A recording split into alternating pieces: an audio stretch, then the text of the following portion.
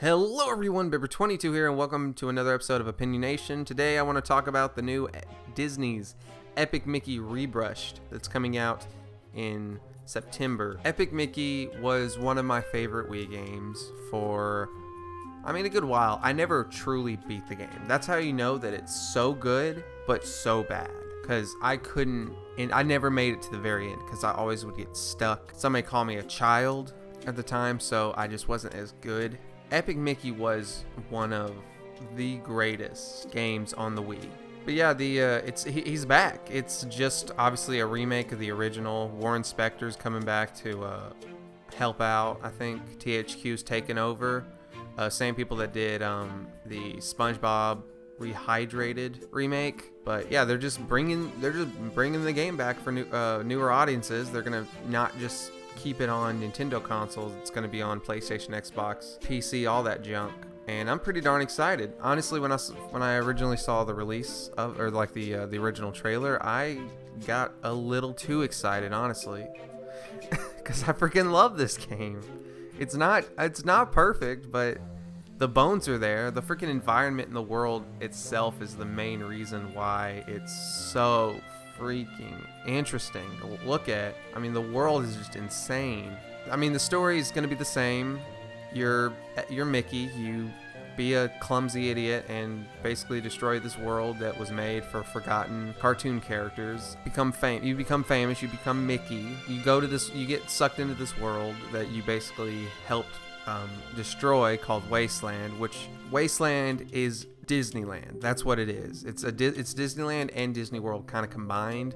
And the reason I say that is because there's some different aspects that are taken from World, like in Tomorrow City, for instance. I know the Astro Orbiter above ground, that's straight from Disney World, plus some of the decorations and stuff like that. Because you start out in Fantasyland and go through It's a Small World, and you end up fighting the It's a Small World clock tower, which is, when I was a kid, hearing the music and everything, that was creepy as crap. The fact that this is made by Disney is nuts.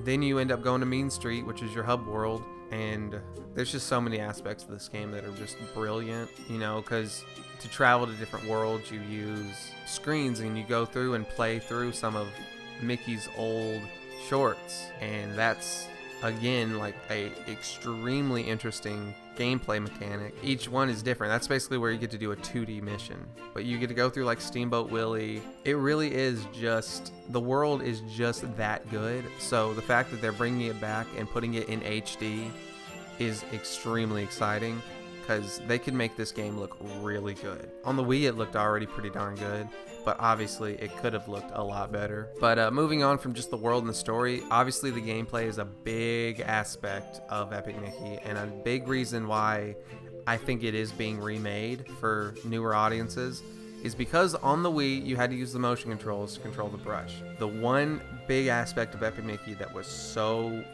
hard to get over is the controls. The camera, the controls, the jumping was always felt a little bit weird with the double jump. You had to shake the nunchuck to do a spin attack, which is just kind of a weird, the controls were not very good, and since they're bringing it to multiple platforms this time, I think the controls will be better. The main concept of Epic Mickey is using the paintbrush, which you can either shoot paint or thinner. Paint creates objects, thinner takes them away. So there could be a wall that's brightly colored, and the way you would get through the wall is by throwing thinner to get rid of it. And then there'd be bridges that you can't cross until you shoot paint to create those bridges. It makes a lot of sense because, Mickey is from animation, and back in the day it used to be hand-drawn animation, but paint is the same kind of thing. It's art.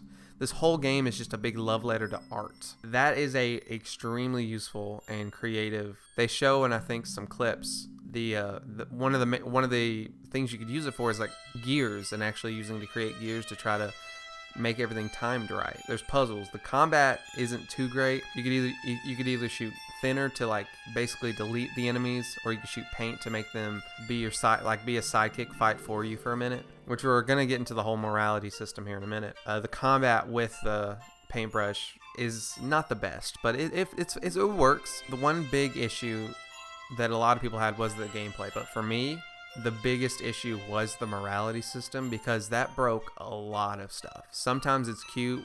There's some instances where you can either choose to hurt somebody or keep them safe, and that's kind of cool. But the big issue with the morality system is if you do choose to just be good the entire time, you get the good ending.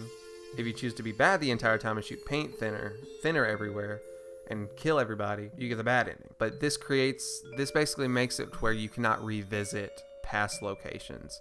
And if you never played the game, you'll be kind of creeped out when you run into the robot Mickey and Friends characters. The first one you run into is Robot Goofy, and he says that he lost all of his parts in Tomorrowland. Okay, you find all the parts, you put them back together, basically. Here's the issue. If you miss one of those parts, you cannot go backward.